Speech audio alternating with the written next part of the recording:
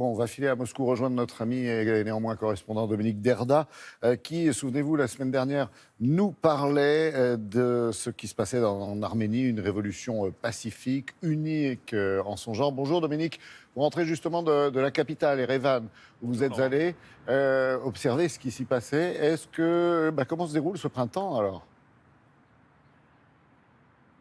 Bien, écoutez, on vient tout juste de revenir, effectivement, vous l'avez dit, on est à Moscou depuis hier. Ça a été une semaine très intense en Arménie. Lundi soir, les Arméniens étaient pratiquement tous persuadés que le lendemain, le Parlement allait élire Nicole Pachinian, le leader de la contestation, de cette contestation pacifique, qu'ils allaient l'élire comme Premier ministre d'Arménie. Mais patatras, rien ne s'est passé comme prévu. Les députés du parti au pouvoir ont refusé de voter pour lui. Du coup, Nicole Pachinian a appelé ses partisans à bloquer le pays et ça a suffi à faire reculer le pouvoir. Et du coup, c'est mardi prochain, le 8 mai, que Nicole Pachinian, qui se dit le candidat du peuple, devrait être élu Premier ministre, former un gouvernement provisoire avant des élections législatives. Avec Patrice Hacheret et Asmik Khatchatrian, nous avons suivi Nicole Pachinian ces derniers jours et c'est ce que je vous propose de voir dans notre reportage.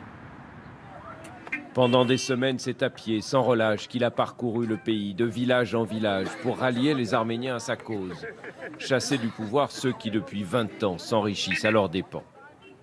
Aujourd'hui, partout où il passe, Nicole Pachinian est acclamé comme un héros. Dans quelques jours, c'est lui qui pourrait bien devenir le nouvel homme fort de l'Arménie. Nous avons remporté une première victoire. C'est la vôtre. Mais il faut continuer, aller jusqu'au bout de notre révolution. Une révolution de velours, joyeuse et pacifique. Une vague immense que personne au sommet de l'État n'avait vu venir et que rien, semble-t-il, ne peut arrêter. Au Parlement, les députés de la majorité ont bien essayé le 1er mai dernier. Ils ont refusé d'élire l'opposant comme Premier ministre alors qu'il n'y avait aucun autre candidat. Mais le barrage n'a pas tenu longtemps. Dès le lendemain, à l'appel de Nicole Pachinian, l'Arménie tout entière s'est mise en grève. À Erevan, la capitale, à tous les carrefours, la circulation est bloquée. On manifeste, on lutte contre notre gouvernement et on veut être libre dans notre pays. On veut que tout sera bien, voilà, c'est ça. Le soir même, sous la pression de la rue, le parti républicain majoritaire à l'Assemblée fait marche arrière. Il s'engage le 8 mai prochain à voter pour Nicole Pachinian. La victoire est à portée de main pour celui qui se fait appeler le candidat du peuple, même s'il ne faut encore jurer de rien. Vous ne craignez pas que les Arméniens attendent trop de vous? Peut-être, oui. Ils ne risquent pas d'être déçus? Je crois que tout se passera bien. Vous croyez? Oui. En moins d'un mois, la petite Arménie a déjà parcouru bien plus de chemin que toutes les anciennes républiques soviétiques et sans la moindre violence. Dites-moi Dominique, si j'ai bonne mémoire, c'est du jamais vu ce printemps arménien, du jamais vu dans l'ex-URSS. Au Kremlin, on ne craint pas que ça donne des idées aux pays voisins ?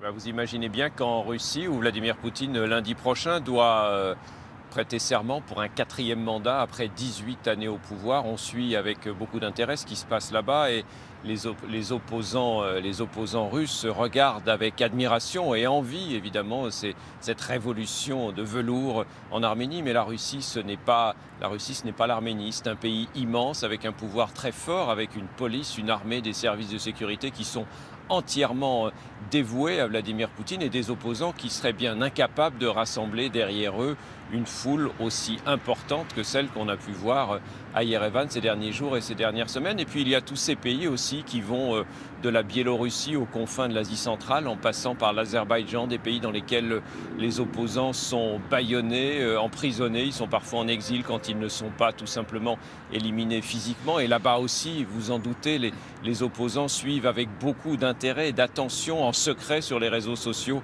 ce qui se passe en Arménie et ils rêvent eux aussi d'une révolution de velours, une révolution pacifique dans leur pays.